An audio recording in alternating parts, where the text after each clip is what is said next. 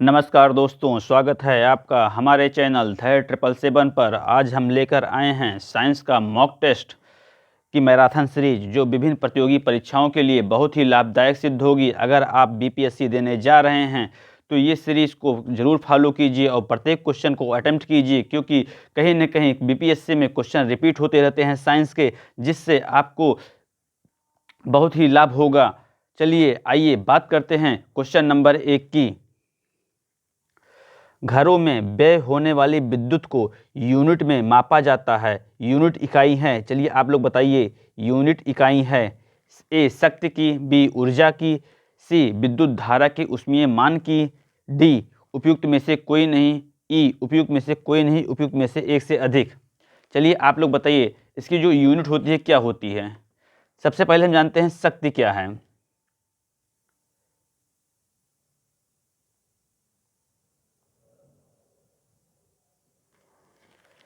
सबसे पहले हम जानते हैं शक्ति क्या है। देखिए, शक्ति या विद्युत शक्ति या पावर वह दर है जिस पर कोई कार्य किया जाता है। ऊर्जा, ऊर्जा को ना तो उत्पन्न किया जा सकता है ना तो ही नष्ट किया जा सकता है। यह एक फार्म से दूसरे फार्म में परिवर्तित किया जा सकता है। तो यहाँ पर पूछ रहा है घरों में विद्युत व्यय होने वाली विद्युत को यूनिट में मापा जाता है। यूनिट इकाई है, देखिए जो यूनिट इकाई होती है वो ऊर्जा की होती है। इस हिसाब से जो इसका आंसर होगा वो विकल्प बी होगा, क्योंकि यूनिट जो होती है विद्युत ऊर्जा की इकाई है, इसे किलोवाट आवर भी कहा जाता है। आइए बात करते हैं नेक्स्ट क्वेश्चन की।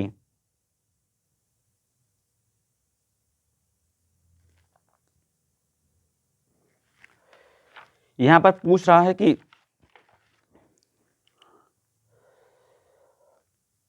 पायर हिलियोमीटर, हिलियोमीटर का प्रयोग निम्नलिखित में से किसे मापने के लिए किया जाता है। ए सन स्पॉट का, बी सोलर रेडिएशन का, सी हवा ताप का, डी पौधों के ताप का, ई उपयुक्त में से कोई नहीं, उपयुक्त में से एक से अधिक।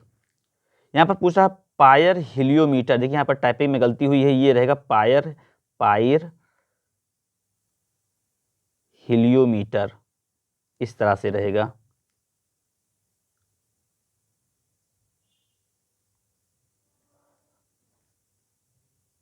Pier heliometer.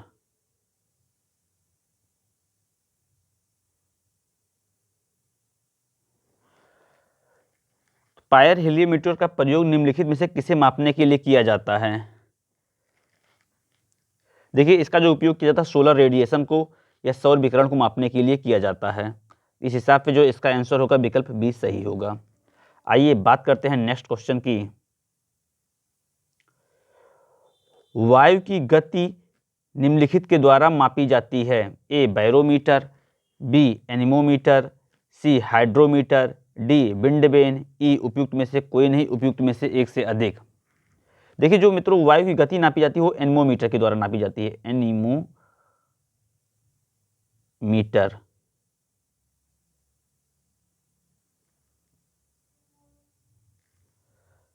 जो बैरोमीटर होता है वो क्या कहते हैं, इस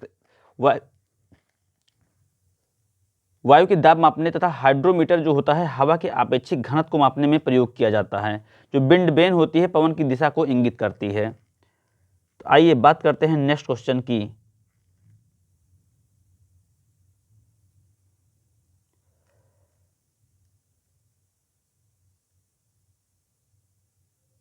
लालटेन की बत्ती में केरोसिन तेल किसके कारण ऊपर उठता है। ए वायु की उत्प्लावकता, बी बत्ती से बाहर होकर तेल का विसरण, सी बत्ती में किसका क्रिया, डी बत्ती का गुरुत्वाकर्षण, ई उपयुक्त में से कोई नहीं, उपयुक्त में से एक से अधिक। देखिए जो लालटेन बत्ती में जो तेल ऊपर चढ़ता है वो केशका के कारण से ऊपर चढ़ता है। तो इस हिसाब से जो इसका आंसर होगा वो होगा बत्ती में केशका की क्रिया।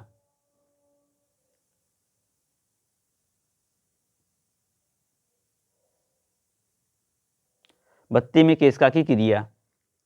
आइए बात करते हैं नेक्स्ट क्वेश्चन की।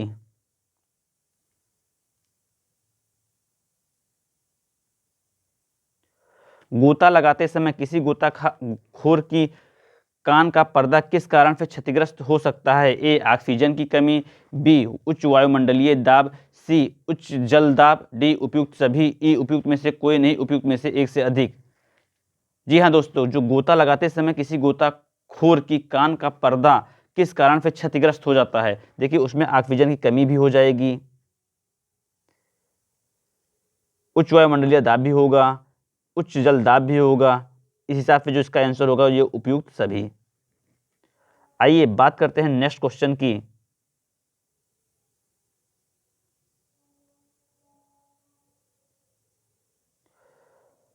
स्वतंत्र रूप से गिर रही एक वस्तु की गति निम्नलिखित में से किसका उदाहरण है? एक समान त्वरित गति, एक समान वेग, एक समान चाल, डी उपयुक्त में से कोई नहीं। स्वतंत्र रूप से गिर रही वस्तु की गति निम्नलिखित में से किसका उदाहरण है? ये एक समान त्वरित गति का उदाहरण है, विकल्प ए सही है।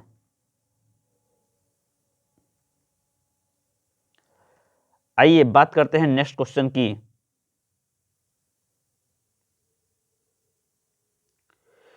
पूछ रहा है इसमें निम्नलिखित में से कौन सा उत्सर्जी अंग नहीं है? चलिए आप लोग बताइए इसका आंसर क्या होगा। ए अग्नाशय, बी यकृत, सी फेफड़ा, डी गुर्दा।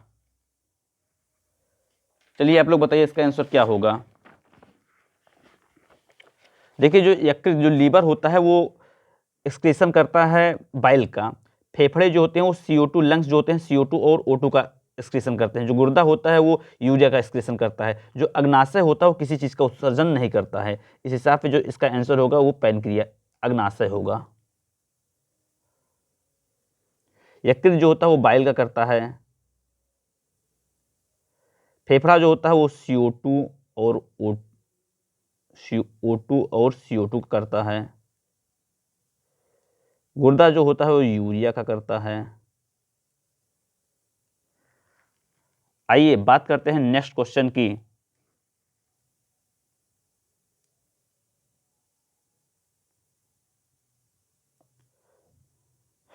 श्वेत प्लेग को आमतौर पर किस नाम से जाना जाता है? ए टाइफाइड, बी मलेरिया, सी क्षय रोग, डी प्लेग।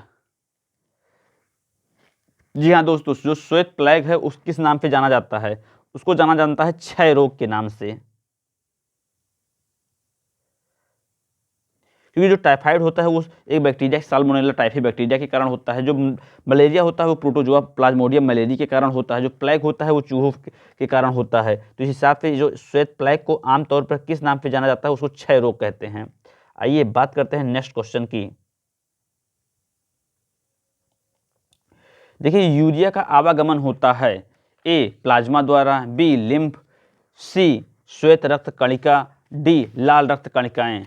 चलिए आप लोग बताइए यूरिया का जो आवागमन होता है वो किस कारण होता है? वो होता है प्लाज्मा के द्वारा। देखिए प्लाज्मा जो होता है वो रक्त का तरल भाग होता है। हमारे रक्त का लगभग 55% भाग जो है प्लाज्मा है। शेष 45% भाग जो होते हैं वो लाल रक्त कोशिकाएं हैं। प्लाज्मा का जो लगभग 92% भाग पानी है। 92% भाग जो है वो पानी है प्लाज्मा का। आइए बात करते हैं नेक्स्ट क्वेश्चन की।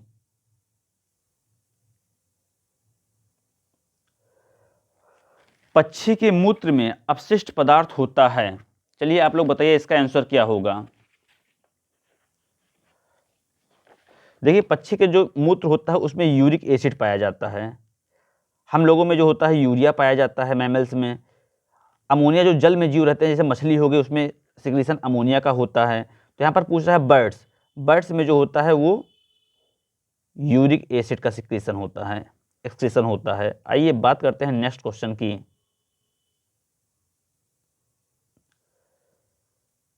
समाचार में आया H1N1 विषाणु किस रोग से संबंधित है? A AIDS, B dengue, C bird flu, D swine flu. चलिए आप लोग बताइए H1N1 जो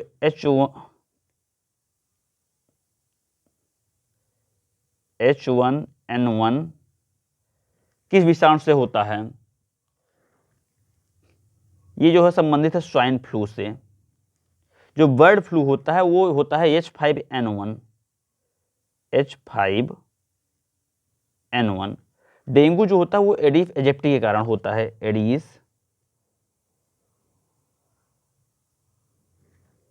एजिप्टी।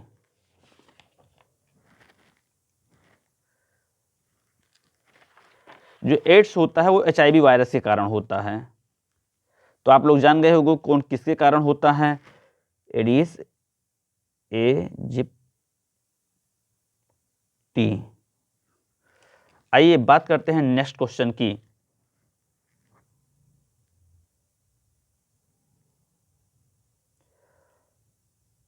हड्डी तोड़ बुखार के नाम पर जाना जाता है, आर्द्र ज्वर, बी राइनाइटिस, सी पीत ज्वर, डी डेंगू।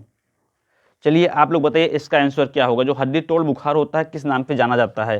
जो हड्डी तोड़ बुखार होता है वो जाना जाता है डेंगू के नाम पर। डेंगू, आपको जैसे मैंने अभी बताया कि जो डेंगू होता है वो किसके कारण होता है, एडिस एजिप्टी के कारण होता है, एडिस एजिप्टी।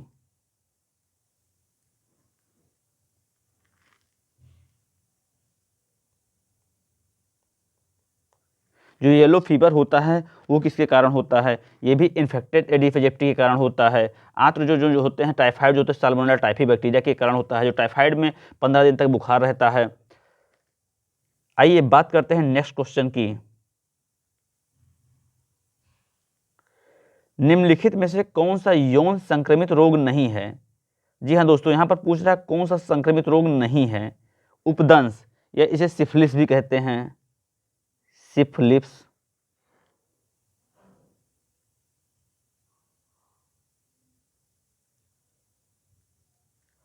गोनोरिया आप लोग जानते ही हैं। जो स्कर्वी जो होता है विटामिन सी के कारण होता है, कमी के कारण होता है। हेपेटाइटिस बी भी एक वायरस के कारण होता है।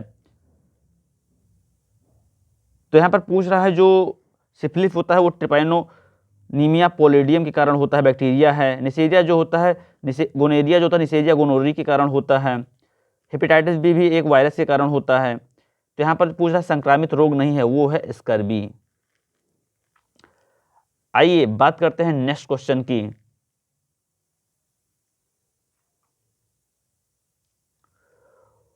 पोलियो किस जीव के कारण होता है? ए एक जीवाणु, बी एक कवक, सी एक विषाणु, डी एक कीड़ा। चलिए आप लोग बताइए पोलियो जो होता है किसके कारण होता है? पोलियो जो होता है वो एक वायरस के कारण होता है। जो पोलियो होता है एक वायरस के कारण होता है, एक विषाणु के कारण होता है। आइए बात करते हैं नेक्स्ट क्वेश्चन की।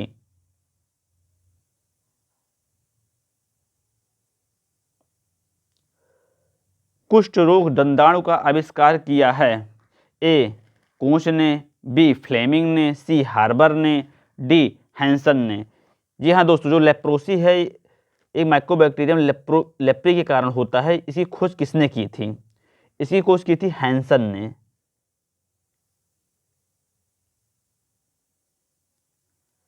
हैंसन।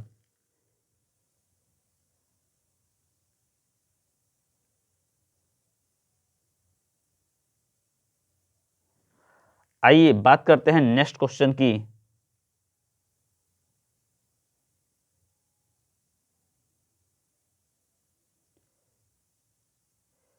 HIV विषाणु के कारण एड्स की पुष्टि होती है? A ELISA test, B PCR, C CDR count, B D western blot test. ये देखिए ब्लॉट है ना कि ब्लॉट है, ब्लॉट। जो एल्फा के कारण होता है HIV का टेस्ट होता है एलिसा टेस्ट। इसी से HIV की जांच की जाती है, यही टेस्ट डॉक्टर रिकमेंड करते हैं अगर किसी को HIV की उस रहती है तो, एलिसा टेस्ट। आइए बात करते हैं नेक्स्ट क्वेश्चन की। विषाणु में आनुवांशिक तत्व हैं? केवल DNA, बी केवल RNA, सी DNA RNA, D DNA RNA दोनों प्रोटीन तथा RNA। देखिए जो विषाणु में आनुवंशिक तत्व होते हैं वो DNA या RNA, DNA या RNA होते हैं, DNA और RNA।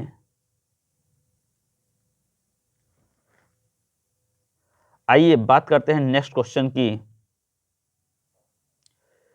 चेचक रोग होने का कारण है? एक रूबेला विषाणु, बी मिक्सो वायरस, सी बैरिसेला, डी बैरियोला। चलिए आप लोग बताइए इसका आंसर क्या होगा। देखो जो चेचक रोग होने का कारण है वो होता है बैरिओला, बैरिओला। इस हिसाब से इसका आंसर होगा विकल्प डी। आइए बात करते हैं नेक्स्ट क्वेश्चन की। दाद किसके द्वारा होने वाली बीमारी है? ए जीवाणु, बी प्रोटोजोआ, सी विषाणु, डी कवक। जो दाद होता है हम लोगों में वो होता है कवक के द्वारा। एक फंजाई होती है जिसे एथलीट फुट डिजीज भी कहते हैं, ये कवक के द्वारा होता है। आइए बात करते हैं नेक्स्ट क्वेश्चन की। इनमें से कौन सा संक्रामक रोग है? ए मधुमेह, बी डिप्थीरिया, सी जोड़ों का दर्द, डी कैंसर। यहाँ पर पूछ रहा है इन्फेक्शियस डिजीज कौन सी है? ए मधुमेह। देखिए मधुमेह जो होता है वो इंसुलिन कमी से कारण होता है। आजकल प्रत्येक व्यक्ति जो 40 साल के ऊपर है कहीं ना कहीं मधुमेह और ब्लड प्रेशर की समस्या से जूझ रहे हैं। मधुमेह जो होता है वो एक संक्रामक रोग नहीं है। डिप्थीरिया ये कॉर्निबैक्टीरियम डिप्थीरी के कारण होता है। जोड़ों का दर्द कॉमन सी चीज़ है। कैंसर ये भी कॉमन सी एक डिजीज है, डेंजरस डिजीज है। तो यहाँ पर जो पूछ रहा है संक्रामक रोग है, संक्रामक रोग है वो डिप्थीरिया। ये कॉर्निबैक्टीरियम डिप्थीरी के कारण होता है। कॉर्निबैक्टीरियम डिप्थीरी।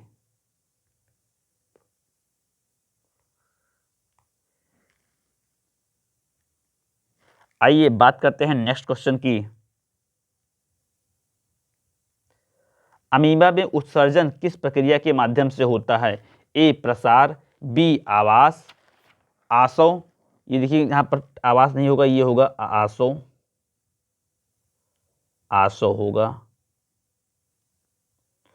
सी यूरिकोटेलिक, डी उपरोक्त में से कोई नहीं। अमीबा में जो उत्सर्जन होता है वो प्रसार के कारण होता है, डिफ्यूजन जिसको कहते हैं, डिफ्यूजन।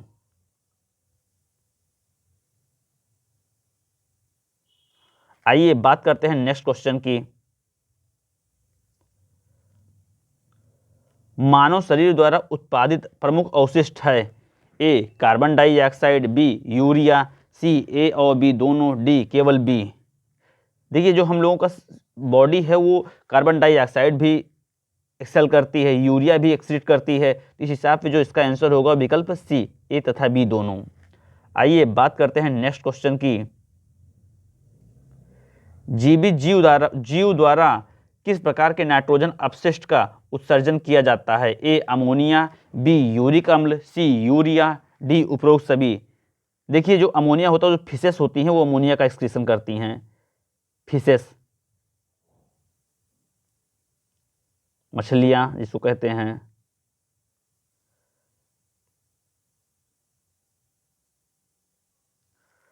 यूरिक अम्ल जो होते हैं बर्ड एक्सक्रीशन करते हैं यूरिक अम्ल का, या रेप्टाइल। यूरिया जो तो हम लोग इसका एक्सक्रीशन करते हैं, उत्सर्जन करते हैं, ह्यूमन। तो यहाँ पर जो इसका आंसर होगा उपरोक्त सभी। आइए बात करते हैं नेक्स्ट क्वेश्चन की। रुधिर में यूरिया के जमा होने की स्थिति को कहते हैं? चलिए आप लोग बताइए इसका आंसर क्या होगा। रुधिर में यूरिया के जमा होने की स्थिति को कहते हैं? ए एनीमिया। देखिए एनीमिया जो होता है वो ब्लड से रिलेटेड होता है। लोहा की कमी हो जाती है, लौह पदार्थों की जो कमी हो जाती है उसके कारण एनीमिया हो जाता है। ग्लाइकोसूरिया होगा नहीं, यूरेमिया होगा नहीं। आप लोग बताइए इसका आंसर क्या होगा। बड़ा ही इंटरेस्टिंग क्वेश्चन है। या एसिडोसिस। जो इसका आंसर होगा आप लोग गेस नहीं कर पाए, वो होगा यूरेमिया।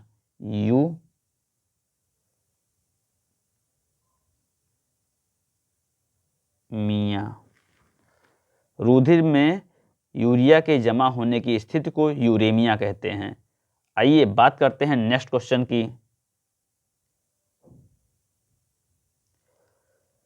यहां पर पूछ रहा है ग्लाइकोसूरिया क्या है? मूत्र में चीनी की कम मात्रा, बी मूत्र में चीनी की औसत मात्रा, सी मूत्र में वसा की कम मात्रा, डी मूत्र में चीनी की उच्च मात्रा। ग्लाइकोसूरिया क्या है चलिए आप लोग बताइए। जो मूत्र होता है उसमें चीनी की कम मात्रा हो जाती है तो इसी को ग्लाइकोसूरिया कहते हैं। ग्लाइकोसूरिया।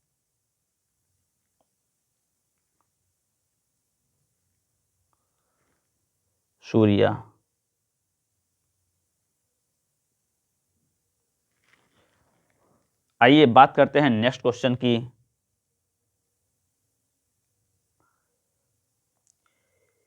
यूरिक अम्ल क्रिस्टल के संचय होने के कारण जोड़ों की सूजन को कहा जाता है? ए गाउट, बी ओस्टियोपोरोसिस, सी ओस्टियोमलेशिया, डी मिस्टीमिया। चलिए आप लोग बताइए इसका आंसर क्या होगा। देखिए इसका आंसर जो होगा वो होगा गाउट या गठिया। गाउट, देखिए गठिया का यह भी एक प्रकार है जिसके लक्षणों में जो होता है अत्यंत तेज दर्द होता है, लालिमा और जोड़ों में दर्द शामिल होता है। जब जोड़ों में बहुत ज़्यादा यूरिक एसिड क्रिस्टल जमा हो जाते हैं और सूजन पैदा हो जाती है। ओस्टियोपोरोसिस क्या होता है? ओस्टियोपोरोसिस ऐसी अवस्था जिसमें हड्डियां कमजोर और नाजुक हो जाती हैं। ओस्टियोमलेशिया क्या है? हड्डियों वयस्कों में जो हड्डी के मुलायम होते हैं हो जाती है उसी को ओस्टियोमलेशिया कहते हैं। बच्चों में इस रोग को रिकेटस कहते हैं जो प्रायः विटामिन डी की कमी के कारण होता है। आइए बात करते हैं नेक्स्ट क्वेश्चन की। लगभग 90% किडनी की पथरी पीने से मूत्र प्रणाली के माध्यम से बाहर निकल जाती है। ए पानी, बी रस, सी चीनी पेय, डी दूध। चलिए आप लोग बताइए इसका आंसर क्या होगा। कौन सी ऐसी चीज़ है जिसको हम ज़्यादा मात्रा में सेवन या ड्रिंक करते हैं तो जो किडनी की स्टोन होती हैं जो कैल्शियम ऑक्जेलेट की बनी होती हैं वो बाहर निकल जाती हैं, तो होता है पानी के पीने से। किडनी की पत्थरी होती है वो कैल्शियम ऑक्जेलेट की बनी होती है, इस मैक्सिमम मात्रा में पानी पीने से ये बाहर निकल जाती हैं अगर इसका जो साइज छोटा है तब। आइए बात करते हैं नेक्स्ट क्वेश्चन की। जलीय प्राणियों में नाइट्रोजन विनिमय से उत्पादित होता है? A CO2, B urea, C nitrogen, D ammonia.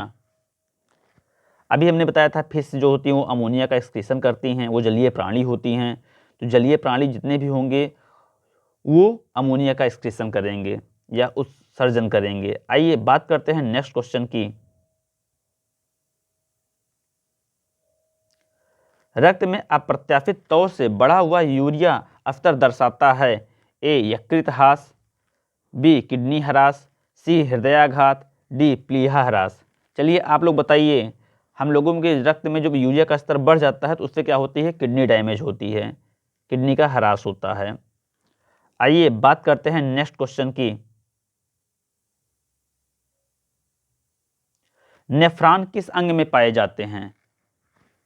जो नेफ्रॉन होता है वो किसकी इकाई है? नेफ्रॉन यानी नेफ्रॉन, फेफड़े, बी किडनी, सी यकृति, डी इनमें से कोई नहीं। नेफ्रॉन जो होता है किस अंग में पाए जाते हैं? देखिए nephron structural and functional unit of kidney या ब्रिक इसकी इकाई है नेफ्रॉन। आइए बात करते हैं नेक्स्ट क्वेश्चन की। कीड़े का उत्सर्जित पदार्थ होता है? A urea, B uric acid, C ammonia, D इनमें से कोई नहीं। जो कीड़े होते हैं उत्सर्जित करते हैं यूरिक एसिड। यूरिया जो होते हैं मैमल्स करते हैं, हम लोग करते हैं। अमोनिया जो होते हैं फिशेस करती हैं, जो इसका अमोनिया का एक्सक्रीशन होता है, जो जीव जल में रहते हैं वो अमोनिया का एक्सक्रीशन करते हैं। आइए बात करते हैं नेक्स्ट क्वेश्चन की।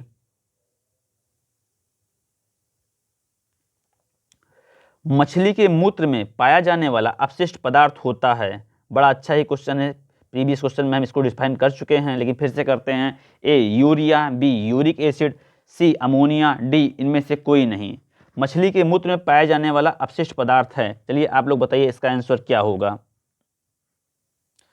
देखिए हमने पहले भी बताया था जो मछली का मूत्र होता है उसमें जो पाए जाते हैं वो अमोनिया पाए जाते हैं। यूरिया हम लोगों में पाए जाते हैं। जो बर्ड्स होते हैं उनमें यूरिक एसिड पाया जाता है। बर्ड्स में यूरिक एसिड, ह्यूमन या मैमल में जो होते हैं, फिशेस में अमोनिया पाए जाते हैं या जो जल।